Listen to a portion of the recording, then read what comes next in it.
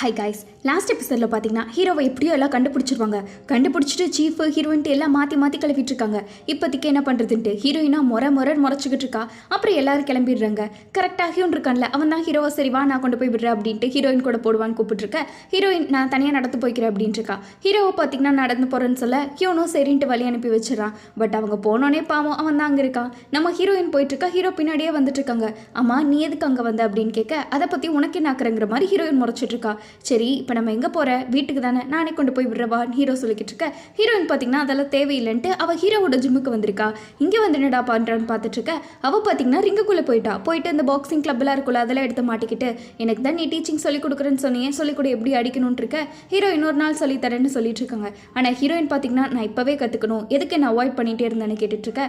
Hero பார்த்தீங்கன்னா எனக்கு வேறு வழி இல்லை, உன்னை அவாய்ட் பண்ணி தான் ஆகணுங்கிற மாதிரி சொல்கிறாங்க. நான் எவ்வளோ பயந்துட்டேன் தெரியுமா, இதுதான் உன்னோட ரீசனான்ட்டு அவள் அழுக ஆரம்பிச்சிட்டா.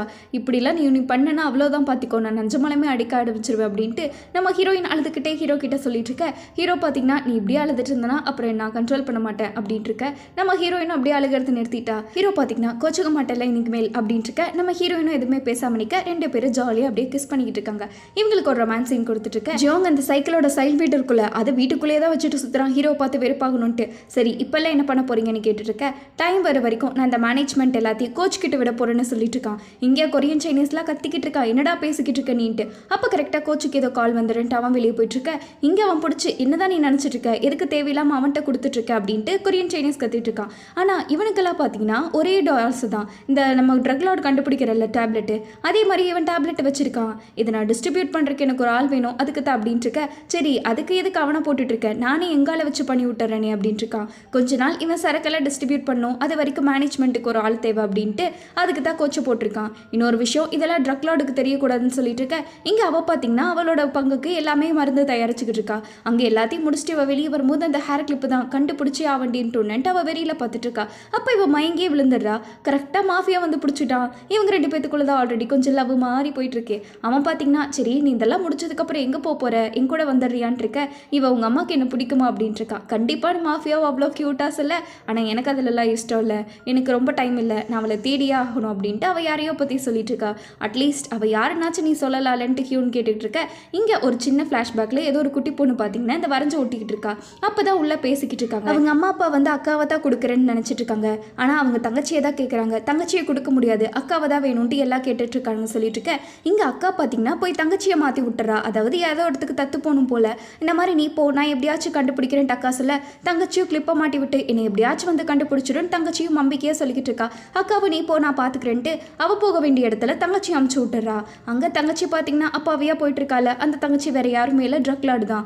அங்கே போனால் அவங்க அப்பா அம்மா அமெரிக்காவில் வளர்ந்துருக்கா, ரொம்ப கொடுமைப்படுத்திட்டு இருக்காங்க அவளை. அவங்க ரெண்டு பேருமே சரியான ட்ரக்கு கேஸ் போல. அங்கே அக்கா அனுபவிக்கிற கொடுமையெல்லாம் தங்கச்சி அனுபவிச்சுட்டு இருக்க. இதெல்லாம் இவளுக்கு தெரிய வந்துடுது. எங்கள் அக்கா அவளுக்கு பதிலாக என்னை அமுச்சு விட்டா, அவளை நான் பழி வாங்கியே தீரணும்னு ட்ரக் லார்டு சொல்லிக்கிட்டு இருக்க. இன்னொரு பக்கம் பார்த்தீங்கன்னா நம்ம ஹீரோக்கு ஏதோ ஒரு கால் வருது. என்னன்னு கேட்டால் ஹீரோ ஏதோ ஷாக் ஆகிட்டு இருக்காரு. அப்படி என்னதான் ஆகுதுன்னு பார்த்தா வேறு யாருமே இல்லை, ஜாங் இருக்கான்ல அவன் தான் சாப்பிட்றதுக்கு கூப்பிட்டுருக்கான். ஏன்னா அவனுக்கு தெரிந்து ஹீரோ தான் இந்த ரவுடி கேங்கெல்லாம் போய் அடிச்சு போட்டது அப்படின்ட்டு. நீ தானே அதெல்லாம் பண்ணிக்கிட்டு இருக்கேன்னு கேட்டுக்கிட்டு இருக்க. ஆமாம் கொஞ்சம் சிக்கனும் நல்ல எலும்பும் இருந்தால் நல்லா இருக்கும்ட்டு ஹீரோ பார்த்தீங்கன்னா சாப்பிட்றதுலேயே பேசிகிட்டு இருக்கான். இதுக்கு மேலே நீ பண்ணனா உனக்கு பெரிய பிரச்சனை தான் வரும்னு இருக்க. அப்போ என்ன கண்டுபிடிச்சிட்டு போல, உன்னால் என்ன முடியுதோ பண்ணு, என்னால் நீ ஒன்றும் நிறுத்த முடியாதுன்ட்டு ஹீரோ பார்த்தீங்கன்னா ஜாங்கே சவால் விட்டுட்டு இருக்க. அவன் டக்குன்னு பிளேட்டை தூக்கி விட்டுட்டான். இதுதான் லாஸ்ட்டு, இதுக்கு மேலே வச்சுக்காத, நான் ஓன் நல்லதுக்கு தான் சொல்கிறேன்ட்ருக்க. அதையும் பார்க்கலாம் யார் நல்லதுக்கு யார் சொல்கிறான்ட்டு நம்ம ஹீரோ பார்த்தீங்கன்னா அவ்வளோ தெனாவிட்டா பேசிகிட்டு இருக்கான். நீ இவ்வளோ எஃபோர்ட் போட்டாலும் எல்லாம் வேஸ்ட்டாக தான் போகுதுன்னு இருக்க. அதெல்லாம் நான் பார்த்துக்கிறேன், உன்னோட டைம் ஆரம்பமாயிடுச்சுன்ட்டு ஹீரோ பாட்டுக்கு பேசிட்டு எஞ்சி போயிடுறான். அப்புறம் தான் ஜாங் ஒரு விஷயத்த சொல்கிறான். என்னன்னா நானும் உன்ன மாதிரி தான் இருந்தேன், தொழில்ன்ட்டு. அதுக்கப்புறம் தான் நான் பணம் சம்பாதிக்கிற வழியை தீர்த்துக்கிட்டேன் அப்படின்ட்டு இருக்க. இவன் பார்த்தீங்கன்னா பார்ட் டைமாக தான் போலீஸ் ஆஃபீஸையே பார்த்துட்டு இருப்பான். அந்த அளவுக்கு இவனுக்கு பண கஷ்டம் இருக்கும். அப்போ காலையில் அவன் ஒரு டைம் படிச்சுட்டு டியூட்டிக்கு போகலான்னு பார்க்க டைம் 3 ஆயிருக்கும். 3 மணி ஆச்சு, இப்போ தான் டியூட்டி டைம்ன்ட்டு அவனும் பார்த்தீங்கன்னா அப்படியே போய் ஷெட்யூல்லாம் பார்த்துக்கிட்டு இருக்க. அப்போ தான் யாரோ ஒருத்தவங்க எல்லாத்தையும் சரக்கெல்லாம் ஏற்றுற மாதிரி இருக்கும். இவன் தான் இந்த ஆஃபீஸராக இன்சார்ஜாக இருந்திருப்பான் மெர்ச்சன்ட் மாதிரி. அப்போ கரெக்டாக ஏதோ ஆளுகளாக பார்த்து என்னடா பண்ணுறேன்ட்டு இவனை பிடிச்சி அடிச்சிட்டு இருக்க. அந்த சரக்கு மாத்துறது யாருவே இல்லை, ஓடால இருக்கான்ல அவன் தான் பார்த்தீங்கன்னா ஜாங் கிட்ட வந்து நீ தான் பார்ட் டைமில் பாலை பார்க்குற பையனா, உன்னை பற்றி நிறையா கேள்விப்பட்டிருக்கேன், சரி நீ எதுக்கு படிச்சுக்கிட்டு இருக்க அப்படின்னு கேட்க. அவன் பார்த்தீங்கன்னா வேற எதுக்கு, காசை சம்பாதிக்கதான் அப்படின்னு சொல்லிட்டு இருக்கான். அப்போ நீ படித்தாலாம் உனக்கு காசை சம்பாதிக்க முடியாது, இந்த மாதிரி 2 டைம் சரக்கு ஏற்றுனா நீ கனவுல கூட நினைக்காத அளவுக்கு பணம் பார்க்கலாம், என்ன உனக்கு பணம் சம்பாதிக்கணும்னு தானே ஆசைன்ட்டு அப்போ தான் ஓடாலர் தான் இந்த வாட்சுங்கிற ஒரு விஷயத்தையும் அனுபவிச்சிருப்பான். இந்த வாட்சை கட்டிக்கோ, இனிமேல் நீ ஏன் அனுப்புடிதான்ட்டு அவன் வாட்சை கொடுத்துருக்க. அங்கே தான் ஜியோடோட கதையை ஆரம்பிச்சிருக்கோம். இது ஒரிஜினல் வாட்ச், அதனால நீ ஆளு பார்த்து நடந்துக்க இனிமேல்னு சொல்லியிருப்பான். அப்போ ஆரம்பிச்ச ஜியோங்கோட ஆசை இன்னுமே அந்த பணத்திமிரு அடங்காமல் போயிட்டுருக்குன்னு காட்டிட்டு இருக்க. இன்னொரு பக்கம் ஹீரோயின் ஹியோண்டெல்லாம் வெயிட் பண்ணிக்கிட்டு இருக்காங்க. அப்படி எங்கடா போகிறாங்க அப்படின்னா, இவங்களுக்கு தான் ஆஃபீஸ்லேயே இவங்க குரூப்பே டிஸ்பெண்ட் பண்ணிட்டாங்களே, அதனால் இப்போ ஒர்க் பார்க்குறீங்கல்ல அந்த நகை கடைக்காரர் இருக்கார்ல, அவரோட ஆஃபீஸ் தான் யூஸ் பண்ணிக்கிட்டு இருக்காங்க. அப்போ தான் ஹியூன் பார்த்தீங்கன்னா ஒரு விஷயத்தை கொடுக்குறான். அந்த அன்னைக்கு அழுகி போன பணத்தை எடுத்திருப்பாங்களே, அது வேற யாருமே இல்லை, சில்வர் பண்ணி தான். அதை போய் இவன் கோல்டன் பண்ணிட்டு சொல்லியிருப்பான். உன் தம்பியை செத்துட்டான், அன்னைக்கு அவன் ஜியோங் கொண்டுட்டான், இதோட தான் அதோட ப்ரூஃப், இது டிஎன்ஏ ரெக்கார்டு அப்படின்ட்டு எல்லாத்தையுமே பக்காவாக காட்ட. அன்னைக்கு ஜியோங் பார்த்தீங்கன்னா உன் தம்பி உயிரோடு இருக்கான்னு சொல்லியிருப்பான்ல, அதனால தான் இவன் வாயை திறக்காமல் இருந்திருப்பான். அதுக்கப்புறம் இவன் உண்மையை சொல்கிறங்கிற மாதிரி ஒத்துருப்பான். சரி, ஜியோங் கிட்ட அப்படி எவ்வளோ காசு தான் இருக்குது, எல்லாரும் ஏன் அவனுக்கு அடிபடுகிறாங்கன்னு கேட்கும்போது தான் நீ நினச்சி கூட பார்க்காத அளவுக்கு அவன் பணம் வச்சிருக்கான். அவன் ஒன்றும் இந்த கொரியாவில் இல்லை, கொரியாவே அவன் கிட்ட தான் இருக்குன்னு சொல்லியிருப்பான். இவங்க 2 பேரும் ஃபஸ்ட்டு ஸ்டார்டிங்கில் ஒர்க் பண்ணலான்னு ஸ்டார்ட் பண்ணும்போது ஜியோங் பார்த்தீங்கன்னா ஒரு பில்டிங்காட்டு கூட்டிகிட்டு போயிருப்பான். அதில் ஒரு ட்ரக்கில் பணம் போட்டிருப்பான். இந்த பணத்தை தான் ஃபுல்லாக ட்ரக்குக்குள்ளே அடுக்கணுன்ட்டு அவன் ஏதோ விளையாட்டுக்கு சொல்கிறான்னு நினச்சிருப்பான். பட் சொன்ன மாதிரியே பார்த்தீங்கன்னா அந்த ட்ரக்கு ஃபுல்லாக பணம் நினப்புற அளவுக்கு அவன் உழைச்சிருப்பான். அதாவது ட்ரக்கை நல்லா சேல்ஸ் பண்ணியிருப்பான். நீ நினச்சி கூட பார்க்க முடியாத அளவுக்கு தான் அவன் கொடூரமானவன். நீ என்ன பண்ணாலும் சரி அவன் பணத்தை தடுக்கவே முடியாதுன்னு இருக்க. அதே மாதிரி அவனும் பார்த்தீங்கன்னா கட்டுக்கட்டாக பணத்தை இறக்கி பிஸ்னஸ் பண்ணிக்கிட்டு இருக்கான். பணம் மட்டும் இருந்தால் பணத்தை அவ்வளோ ஈஸியாலாம் நடத்த முடியாதுன்னு சொல்லிட்டு அந்த பணத்தை வச்சு யாரெல்லாம் இப்போ போலீஸ்னா அதுக்கு மேயர் இருப்பார்ல, அவர் டாக்டருக்கு ஒரு ஆள், கமிஷனருக்கு ஒரு ஆள்ன்ட்டு யாரெல்லாம் பெரிய கை இருக்காங்களோ எல்லாத்தையும் இவன் கைக்குள்ளே போட்டு அந்த பணத்தை வச்சிருப்பான். அவங்களுக்கு டைமுக்கு பணம் போய் சேர்ந்துரும். எல்லாருமே இவனோட ஆளாக தான் இருப்பாங்க. இப்போ கமிஷனர் பார்த்தீங்கன்னா அந்த க்ளூவில் ஜாயின் பண்ணுறதுக்கு வந்துட்டு இருக்க. ஆனால் அவருக்கு என்ன க்ளூன்ட்டே தெரியல. ஒரு மீட்டிங் பெரிய இடத்துக்காரன்னு கூட்டிகிட்டு வந்திருக்காங்க. ஓ நீங்களாம் தான் அப்படின்ட்டு இவர் பார்த்தீங்கன்னா அந்த லாயர் எல்லாத்துக்கும் வணக்கம் போட்டுக்கிட்டு இருக்க. இன்னும் ஜாங் வரல. அவன் பார்த்தீங்கன்னா வழக்கம் போல் அந்த காசை வச்சு விளையாடிட்டு இருக்கான். ஹீரோ இது எல்லாத்தையும் சொல்லிட்டு நம்ம எப்படியாச்சும் அந்த பணத்தை மட்டும் தடுத்து நிறுத்தணும், அந்த சப்ளை நிறுத்திட்டா பிரச்சனையே இல்லைன்னு இருக்க. இந்த பண சப்ளைக்கு காரணமே ஓடாலர் தாங்கிற மாதிரி சொல்கிறாங்க. ஏன்னா அவன் தானே பிஸ்னஸ் ஸ்டார்ட் பண்ணான். அப்புறம் கோல்டன் பண்ணி ஒன்று சொல்லியிருப்பான். என்னன்னா அந்த ஓடாலர் இருக்கான்ல, அவன் கூட ஒரு ரஷ்யன் வேலை செஞ்சான். இப்போ அவன் தான் இவனுக்கு வேலை செஞ்சுட்டு இருக்கான் ஜியோங்க்கு. அவனை பிடிச்சிங்கன்னா பணம் எங்கே இருக்குங்கிற விஷயம் தெரிஞ்சிடும்னு சொல்லிக்கிட்டு இருக்க. இப்போ அந்த ரஷ்யன்காரனை பிடிக்கணும்ல, அது எப்படின்னு தெரியல எல்லாத்துக்கும். அதை பற்றி மண்டை பிச்சுட்டு இருக்காங்க. நம்ம ஹீரோயின் பார்த்தீங்கன்னா டக்குன்னு ஒரு ப்ரூஃப் எடுத்து காட்டுறா. அவன் பேர் பெட்ரோ அப்படின்ட்டு. அது எப்படி இவளுக்கு தெரியும்னு பார்க்க இவ பார்த்தீங்கன்னா அந்த கேஸை பற்றி ஃபுல்லாக டீட்டெயிலாக ஆராய்ச்சி வச்சிருக்கா. ஓடாலரோட கேஸு. ஆமாம் இதெல்லாம் அதுக்கு இவ்வளோ டீட்டெயிலாக வச்சிருக்கா அப்படின்ட்டு கேட்டுக்கிட்டு இருக்க. நம்ம ஹீரோயின் இல்லை எவிடன்ஸ் ரூமில் போர் அடிக்குதுன்ட்டு ஒரே மாதிரி நடந்த சம்பவத்தெல்லாம் கலெக்ட் பண்ணிட்டு இருந்தேன், அப்போ கிடைச்சதுன்னு சொல்லிட்டு இருக்கா. ஓடாலருக்கு வேலை செஞ்ச ரஷ்யனை பற்றி அப்போவே உங்களுக்கு நியூஸ்லலாம் வந்திருக்கு. சரி இப்போ நம்ம எப்படியோ கண்டுபிடிச்சிருவோம், கிம் எங்க அப்படின்ட்டு சீஃப் கிட்ட கேட்டுக்கிட்டு இருக்காங்க. சீஃப் பார்த்தீங்கன்னா இல்லை இப்போதைக்கு நம்ம மட்டும்தான் அப்படின்ட்டு இருக்க. யாருக்குமே ஒன்றும் புரியல ஏன்டா அப்படின்ட்டு. இன்னொரு பக்கம் ஜியோங் இருக்கான்ல, அவனை தான் காட்டுறாங்க. அவன் பார்த்தீங்கன்னா அந்த மீட்டிங்க்கு வந்திருக்கான். கமிஷனர் அவன் யாருன்னு தெரியாம, டேய் தம்பி அங்கே கொஞ்சம் தண்ணி இருக்குல்ல அதை எடுத்துட்டு வாடா தாகமாக இருக்குன்னு சொல்லிட்டு இருக்க. ஜியோங் பார்த்தீங்கன்னா மேயர்கிட்ட சொல்கிறான். அங்கே மேயர் ஒரு நிமிஷம் இருங்க அப்படின்ட்டு பதறி அடிச்சுட்டு வந்து எடுத்து கொடுத்துக்கிட்டு இருக்காங்க தண்ணியை. என்னடா மேயர் இவன் சொல்லி கேட்குறாங்கன்ட்டு கமிஷனர் ஒன்றுமே தெரியாமல் பார்த்துட்டு இருக்க. அப்போ தான் தெரியுது தலைவன் நடுவில் உட்காந்து அவன் சாம்ராஜ்யம் ஆரம்பிச்சிட்டான்ட்டு. சீஃப் பார்த்தீங்கன்னா ஹியோன்ட்ட சொல்லிட்டு இருக்காங்க. நம்ம எக்காரணத்தை கொண்டு கிம்மை இந்த கேஸில் இழுத்து விட வேண்டாம், ஏன்னா அவன் ஆல்ரெடி நம்மளால பேக்கெட் வாங்கிட்டான். இப்போ அவன் ஃபேமிலியை சம்பாதிக்க பார்ட் டைமாக இந்த டிரைவர் ஊபர் ஓட்டிட்டு இருக்கான். அவனை டிஸ்டர்ப் பண்ண வேண்டாம், நம்மளால அவனுக்கு எந்த பிரச்சனையும் வேண்டாம்னு சொல்லிட்டு இருக்க. கிம்முனால சுத்தமாக முடியல. பட் இருந்தாலும் சரி இந்த லோன் வந்திருக்குள்ள டியூ டேட்டு, அதனால இவன் கூட பறக்க வேலை செஞ்சுக்கிட்டே தான் இருக்கான். பாவம் இவன் எவ்வளோ கஷ்டப்படுறான்னு காட்டிட்டு இருக்க. ஹியோனே அங்கே போயிருக்கான். நீ இவ்வளோ கஷ்டப்படுறேன்னு தெரியுது, பட் இருந்தாலும் நான் தப்பாக எடுத்துக்காத, உனக்கு என்ன ஹெல்ப் வேணுமாலும் என்கிட்ட கேளு அப்படின்ட்டு இருக்க. கிம் அதெல்லாம் எதுவுமே வேண்டாம், நீ பார்க்க வந்ததே பெருசு, தேங்க்ஸ் அப்படின்ட்டு அவன் பாட்டுக்கு போயிடுறான். இன்னொரு பக்கம் சீஃப் பார்த்தீங்கன்னா ஏதோ ரிப்போர்ட் வாங்கிட்டு இருக்காங்க. என்ன ரிப்போர்ட் அப்படின்னா, அந்த ரஷ்யன்காரன் இருக்கான் பார்த்தீங்களா, அவன் பேர் சொல்லி அவன் மேலே எதனா கேஸ் இருக்கா அப்படின்ட்டு இருக்க. அவன் கிட்ட ஒரே ஒரு கேஸ் மட்டும் மாட்டிருக்கு. அதனால அவன் டீட்டெயில்ஸ் இப்போதைக்கு எங்கே இருப்பாங்கிற வரைக்கும் கண்டுபிடிச்சிருக்காங்க. அதே மாதிரி அவனோட காரில் வெளியே நின்றுட்டு இருக்க. சீஃப் பார்த்தீங்கன்னா நான் உள்ளே போகிறேன், 2 பேர் பின்னாடி வாங்கன்னு இருக்காங்க, நீங்கள் போனீங்கன்னா பிடிக்க மாட்டீங்க, நாங்கள் போகிறோம் அப்படின்ட்டு சீஃபும் நம்ம ஹியோனும் தான் போயிட்டுருக்காங்க. நம்ம ஹீரோ பார்த்தீங்கன்னா என்னடா முன்னாடி போகிறேன், எனக்கு பின்னாடி தாண்டா நீ வரணுன்ட்டு அப்போ கூட ஹியூன்ட்டு வாலாட்டிகிட்டே தான் மேலே போகிறாங்க. மேலே போனோடனே பார்த்தீங்கன்னா அந்த பார்க்குள்ளே ரஷ்யன்காரனை கண்டுபிடிச்சிட்டாங்க. அவன் பேரை சொன்னோடனே அவன் பதறி அடிச்சுட்டு ஓடிக்கிட்டு இருக்கான். ஏண்டா கேள்வி கூட கேட்கல, அதுக்கு எதுக்குடா ஓடுறேன்ட்டு அவன் பார்த்தீங்கன்னா கரெக்டாக ட்ரக்கில் பூந்து போயிட்டு இருக்க. ஹீரோ எப்படியோ அந்த ட்ரக்கு மேலே பூந்து அவரும் போயிட்டு இருக்குன்னு இருக்க. கரெக்டாக இவரால் பேலன்ஸ் பண்ண முடியல. இப்போ என்ன பண்ணுறதுன்னு சீஃப் புலம்பிக்கிட்டு இருக்க. ஹியோன்னு கரெக்டாக வந்துடுறான். ஒரு குச்சி எடுத்து போடுவான் பாருங்க, அவன் தான் ஷார்ட் பர்ஃபெக்டாக பார்ப்பானே. அதே மாதிரியே கிளாஸும் உடஞ்சிருது. ஹீரோ அவனை கையும் களவாக மாட்டிட்டாங்க. நீ மாட்டுறக்கு வழியே இல்லடா, இப்போ என்னடா பண்ண போறேன்ட்டு அவனை கூட்டிகிட்டு போய் விசாரிச்சா அவன் ஃபுல்லாக ரஷ்யாத்திலேயே பேசிக்கிட்டு இருக்கான். அவன் என்ன பேசினாலும் சரி ஹீரோக்கு புரியல, ஹியோனுக்கு புரியல அப்படின்ட்டு. நம்ம ஹீரோயின் எனக்கு தெரியும்ட்டு அவன் 4 வார்த்தையை சும்மா அள்ளி விட்டுட்டு இருக்கா. பட் நம்ம ஹீரோயின் எல்லாமே பேசுறதுனா சென்னையில் லோக்கல் பாஷை இருக்கும் பார்த்தீங்களா, அதை விட கொடூரமாக அவன் ரஷ்யனில் திட்டிக்கிட்டு இருக்கா. ஏய் எதுக்குடி இப்படி பேசிட்டு பேசிகிட்டு இருக்கேன்ட்டு அவனே பாவம் கதற அளவுக்கு இருக்க சீஃபுக்கு ஏதோ கொஞ்சம் ரஷ்யன் தெரியும் போல் அவரே பார்த்தீங்கன்னா நீ இப்படி தாம்மா பேசிக்கிட்டு இருக்க, நீ பேசுறது என்ன வார்த்தைன்னு தெரியுமான்னு சொல்லிக்கிட்டு இருக்காங்க. அங்கே பார்த்தீங்கன்னா நம்ம ஹீரோயின் ஓ அப்படியா, ஏதோ எனக்கு தெரிஞ்ச 4 வார்த்தையை அள்ளி விட்டு அவ்வளோதான்ட்டு சொல்லிக்கிட்டு இருக்க. சீஃப் பார்த்தீங்கன்னா இந்த கேஸெல்லாம் ஹேண்டில் பண்ணியிருப்பாங்களே, அப்போ கொஞ்சம் ரஷ்யன் கேஸே ஹேண்டில் பண்ணியிருப்பாரு. அதனால் அவருக்கு தெரிஞ்ச பாஷையில் கேட்டுக்கிட்டு இருக்க.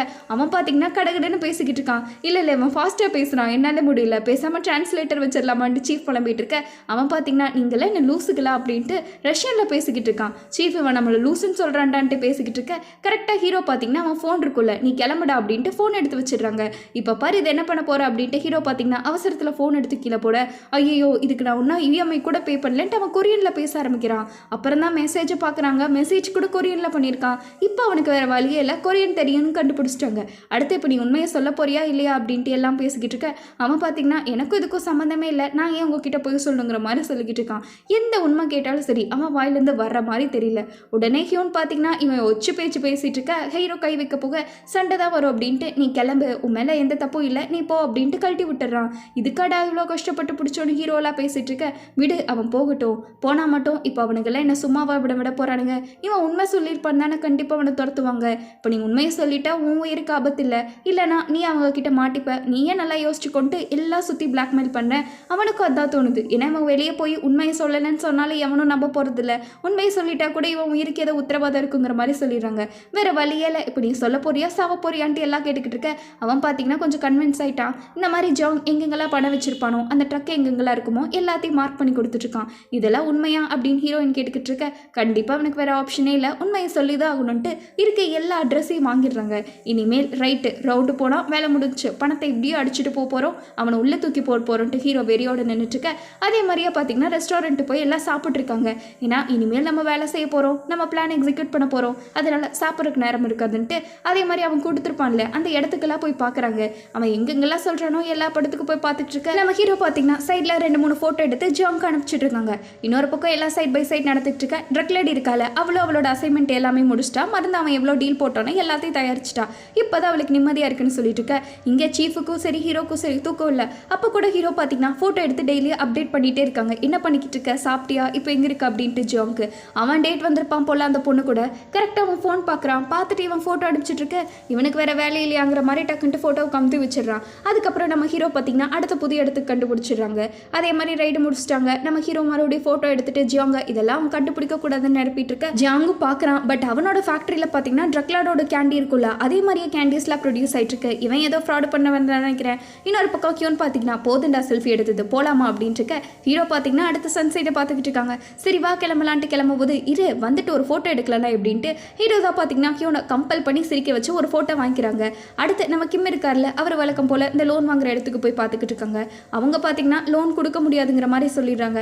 பட் நீங்கள் அப்ளை பண்ணிட்டு போங்க, உங்களுக்கு கிடைக்கிறதுக்கு வாய்ப்பு இருக்குன்னு கிம்முக்கிட்ட சொல்லிட்டு இருக்க. இன்னொரு பக்கம் ஜியோங்க தான் காட்டுறாங்க. அவன் பார்த்தீங்கன்னா கேண்டி வேலையெல்லாம் போயிட்டு இருக்க. ஹீரோ ஃபோட்டோ அடிச்சுட்டே இருக்காங்க. என்னடா அவனுக்கு வேறு வேலையே இல்லையான்ட்டு பார்த்தா தான் கால் பண்ணா தெரியுது. இந்த பன்னி இருக்கான்ல கோல்டன் பன்னி, அவனுக்கு அவனை தம்பி செத்துட்டான்னு தெரிஞ்சிருது. அவன் இந்த மாதிரி வாக்குமூலம் கொடுக்குற கொத்துக்கிட்டான்னு நியூஸ் வருது. அப்புறம் தான் இவன் கொஞ்சம் உத்து பார்க்குறான். ஹீரோ எடுத்த ஒவ்வொரு ஃபோட்டோலுக்கு பார்த்தீங்கன்னா பின்னாடி அவன் கண்டுபிடிக்கிற இடம் இருக்குது. அதாவது இவனோட ஒவ்வொரு இடத்துக்கு போய் தான் பின்னாடி ஃபோட்டோ எடுத்திருக்கான் ஹீரோ.